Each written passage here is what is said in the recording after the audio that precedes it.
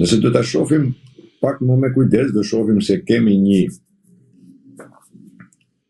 një dron të zhdukur.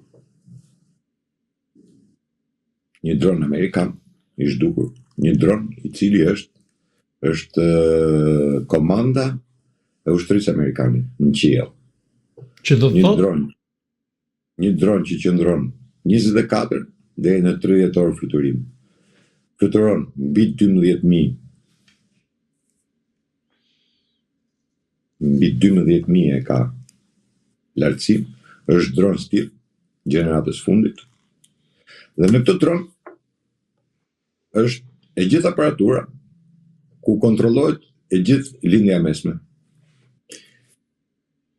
Ky themi që është një karrike në tavolinë të shtabit përgjithshëm, po nëse do e quajmë shtabit përgjithshëm të Amerikës. Pra çdo komandë dhe çdo veprim, çdo lëvizje e ushtrisë amerikane, çdo urdhër kalon nëpërmjet këtij droni dhe transmetohet.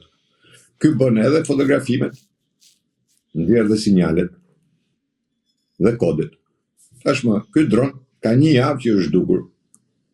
Shtetet e Bashkuara të Amerikës kanë deklaruar vetëm zhdukja e dronit, MQ-4C Triton.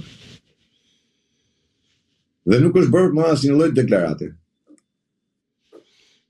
Irani nuk ka deklaruar, siç ka deklaruar herën e parë, para disa vitesh kur uli një dron të tillë dhe një dron të tillë e goditi, një tjetër më pas e goditi. Pra dy dronet e parë Irani ka deklaruar, qoftë për të parën që e uli, qoftë për dytën që e goditi. Dhe i treti nuk është deklaruar nga Irani, nuk kemi asnjë lloj deklarate. Tashmë duke mos pas asnjë lloj deklarate, nuk dihet se ky dron ku ndodhet, është ulur në Iran. Pra iranianët kanë arritur ta ulin, siç bën me të parën. Mirë, po mos harroni se ulja e këtij droni do të thotë se ti marrësh të gjithë kapacitetet logjistike të Shtetet Bashkuara të Amerikës. Të gjitha aparaturat janë aty. Është një dron që kushton mbi $60 milion. Pra, ky nuk është dron i thjeshtë, nuk është dron gjujtës, nuk është dron bombardues, nuk është dron vetëm për të bërë ca fotografira, po ky është dron, thash, që është dron komande. Në këto kushte, në momentin që është zhduk droni, në atë moment kam filluar u bë ajo shtyrja e famshme e Trumpit, që e shtyu për 48 orë, atë 10 ditë që në shtyu, pastaj për 48 orë dhe vazhdon akoma shtyrje. Për ne themi, nuk kam bisedime. Për sa kohë Amerika nuk e ka saktësuar vendodhjen e këtij droni, dhe ju dyshim nëse do ta saktësoj, në momentin që do ta saktësoj vendodhjen e këtij droni, Amerika do godasi atë zonë, do ta godasi në mënyrë të rrëfeshme dhe me rrebesh, sepse me çdo kush kërkon që të zhduki të gjithë gjurmët e këtij droni. Sepse mos harroni, nëse ky dron është ulur, iranianët kanë arritur ta ulin, i gjithë ky informacion i ka vajt edhe Kinës, edhe Rusisë, edhe Koreas Veriut. Në këtë rast, po. Të gjithë po mundohen ta justifikojnë unë kam pa gjithë analizat që kanë bërë, qoftë edhe këta njerëzit e Mossadit, qoftë edhe këta njerëzit që dje kanë qenë kundër Trumpit, sot hiqen sikur janë pro Trumpit apo pro Amerikës, ta bëjnë ato të bukurin, na bëjnë atë analistin e fort, këta që i dinë të gjitha, kur s'din asgjë, dhe mundohet të japin sinjale të cilat i çojnë në atë pikën që tashmë po toleron Amerika, nuk do që të bëj këtë dhe nuk do që të bëj atë, sepse në realiteti i sotshëm është, po e ritheksoj, është pikërisht humbja e këtij droni. Unë e kam theksuar dhe në një intervistë tjetër ku kam thënë që kjo është njësoj si kur tulesh shtabi i Amerikës tulet në tavolinë dhe të ketë një iranian, një karrike të takoj Iranit, pra të marrë vesh gjithë informacionin. Dhe t'jeni të bindur që çdo gjë varet pikërisht nga ndodhja e këtij droni. Dhe pra ju thoni se Irani me zhdukjen e këtij droni mund të ketë siguruar informacione të klasifikuara dhe të një rëndësie shumë të madhe sa i përket faktit nëse e ka shënë në dorë këtë dron apo jo. Nëse e kanë shënë në dorë, thash, merr të gjithë informacionin që japin komandat. Merr të gjithë filmimet, merr të gjithë fotografimet dhe pozicionet se ku janë. Se ky dron pikërisht për këtë punë është. Për këtë është ndërtuar ky dron. Dhe ky nuk është droni vetëm që është. Në glob, Amerika ka disa nga këta drone, të cilët i kontrollojnë vende të ndryshme. Tash janë drona stiv, të pakapshëm, dhe fluturojnë në lartësi mbi 12.000 metra. Nuk janë që fluturojnë në lartësi të ulta dhe ti mund t'i shohësh. Përveç se janë stiv, vetë si dron. Që nuk i kap radari, nuk i kap as ju, se fluturojnë aq lart sa nuk i kap asgjë. Dhe çudia më e madhe kjo është, që si u zhduk ky dron. Dhe tashmë amerikanë automatikisht duhet marrë një dron tjetër, ta heqin diku tjetër që ta sjellin këtu, por problemi nuk është vetëm ke droni, problemi është te komanda. Dhe prandaj thash që amerikanë nuk e dinë se ku ndodhet droni. Sepse droni ka humbur në Hormuz, aty ka humbur droni, në Hormuz ka humbur. Kthehemi prapë te Hormuzi. Të 3 dronet po në Hormuz kanë humbur. Edhe i pari, para disa vitesh, edhe ky që u godit po në Hormuz u godit, edhe ky po në Hormuz është humbur. Dhe tashmë, prandaj ta thash, në momentin që gjehet vendodhja e këtij droni, ju do shihni një sulm të rrufeshëm të Amerikës për zhdukur çdo gjë. Sepse aty është aparatura, jo më kot ju thash, ka një shifër për 60 milion dollarë. Një dron që kushton 60 milion dollarë. Pra ka të gjithë aparaturat më moderne të kohës. Dhe nuk ka asnjë lloj deklarate, qoftë nga Irani, vetëm ajo deklaratë e Shtetit të Bashkuar që ky dron është zhdukur kaq, ka thënë, është zhduk kaq, asgjë më tepër. As ku, as qysh, as tek. A ndodhet në fund detit, në fund të oqeanit, a është shkatruar, a ka bërë, absolutisht nuk ka asnjë lloj informacioni.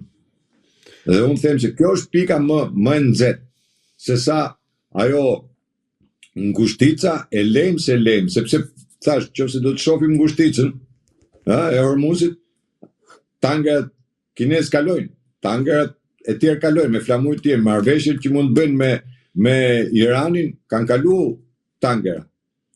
Në ngushticën Bab el Mandel, prap kalojnë. Nuk është çështje e kalimit apo të bllokimit. Problemi është prandaj thash, mediat nuk e trajtojnë.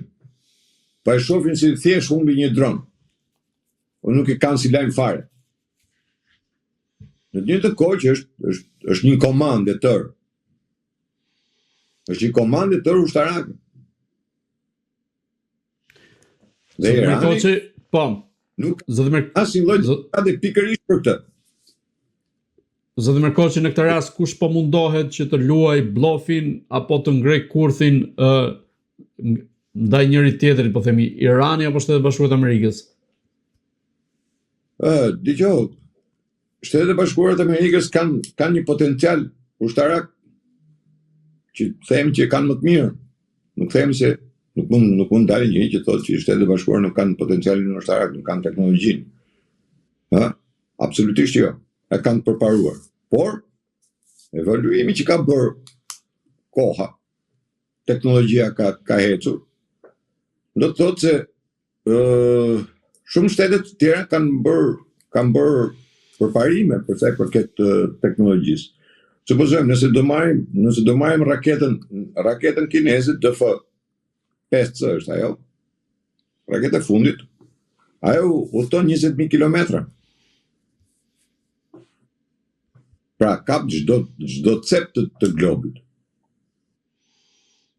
Dhe një aleancë iraniano-kineze që është shpallur dhe këtë mjaft mirë e shpalli Xia kur një delegacion ministri Ash mos gabofsha i Arabisë vajti në Kinë dhe i kërkoi Xis që ne të bëjmë marrëveshje me ju, po ju nuk do të mbroni Iranin.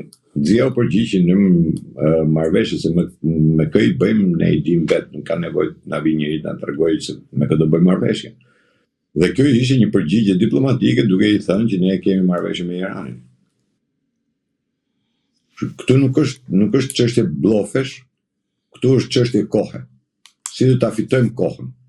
Dhe ajo që kam deklaruar që në fillim i qëndroj asaj që kam deklaruar, kur kam thënë që Shtetet e Bashkuara të Amerikës u futën pa një strategji në këtë konflikt dhe nuk kanë një strategji se si do dalin.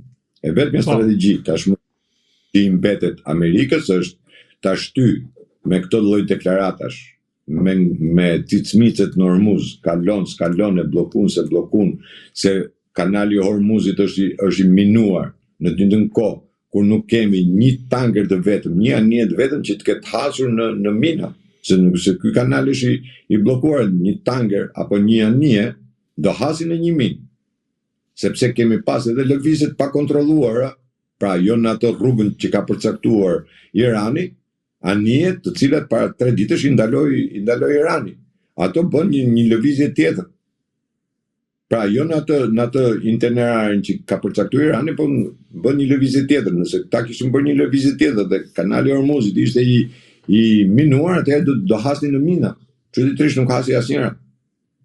Po nga ana tjetër, cila është arma sekrete e Iranit që po e luan qoftë si kartë në negociata, po ashtu edhe përgjatë luftimeve që pam përgjatë muajit të fundit, apo ndërkohë edhe tani në terren? Irani ka një kartë. Nuk mund të themi se ka kartë, çfarë kartë të rëndësishme se në luftë asnjëri si di se si janë kartat, por gjatë luftimeve 40 ditore që u bën, Irani në mes luftimeve deklaroi që ne kemi një armatim tjetër të pa nxjerrë akoma dhe e nxori ajo që ishte raketa themi fishek zjarr që lëshonte edhe bombat e tjera. Pra, e bëri këtë deklaratë dhe këtë deklaratë kur ai e bëri këtë deklaratë ai e vërtetoi që e kishte. Pra nuk ishte bluff. Një deklaratë bluff. Dhe ky prodhim rakete ishte i vitit 2014. Sot jemi 2026. Nuk di se çfarë ka të bërë një deklaratë tjetër ku ka thënë që kemi një armë tjetër që nuk e kemi nxjerrë akoma. Dhe ndoshta thash mund të jetë edhe ky raketa kineze, mund t'ja ketë sjellë kinezi, se mos harrojmë se Irani komunikimin nuk e ka vetëm me kanalin e Hormuzit. Irani lidhet me Turqinë, lidhet me Rusin, lidhet me Azerbajxhan, lidhet me Pakistanin, lidhet me Afganistanin, pra nuk e ka të kufizuar vetëm në kanalin e Hormuzit komunikimin me botën tjetër. Siç mund të jetë Arabia Saudite apo Shtetet Arabe që janë aty të ndet edhe te kanali i Hormuzit do t'i kalojnë se s'kan ku kalojnë tjetër. Irani e ka mundësinë e komunikimit me të gjitha. Mirë po, ajo që duhet theksuar, të gjithë deklaratat që ka bërë Irani deri më sot nuk kanë qenë bllofe. Të paktën e ka treguar deri më sot që nuk kanë qenë bllofe. Nuk ka qenë bllop as deklarata ku ato kanë bërë me vite që thoshin që motin po na i ndryshon Izraeli. Dhe në luftën 40 ditore ata goditën qendrën meteorologjike të Izraelit dhe çuditërisht pas kaq viteve në Iran bie shi, bie borë, bëhen përmbytje. Pra vërtetoi atë çfarë kishte thënë. Kjo tregon që Irani ka 50 vjet që stërvitet dhe bëhet gati për një ndërhyrje të tillë. Patjetër që dhe Izraeli ka kohë që kërkon me çdo kusht që të sulmojë Iranin dhe ta nënshtrojë Iranin.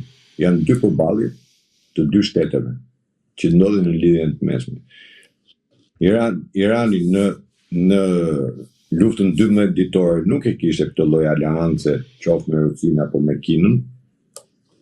Ndërsa në këtë luftë ata i përgatitën, sepse mas luftës 12 ditore mos harroni që Irani bëri një marrëveshje me Kinën për përdorimin e dy satelitëve kinez, pra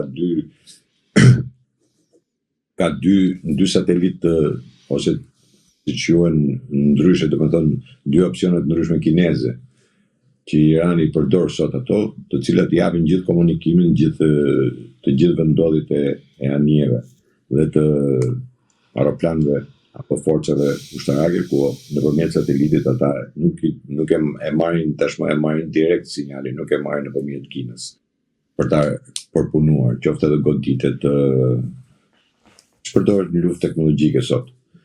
Kështu që Irani në këtë pikë nuk Irani qysh ditën e parë, madje kur Irani ka botuar, i nxorri ato 6 pikat e para, unë kam botuar ato 6, po të shohësh Irani i ngelet këtë ato 6 pikat e para, pavarësisht nga fjalët e tjera apo shtojë në një gjë. Dhe Amerika ka ngel këto 10 pikë si parë, pavarësisht se i bën një herë i bën 20, një herë i bën 15, kjo nuk ka asnjë rëndësi, por edhe Amerika ka atë pjesën e vet.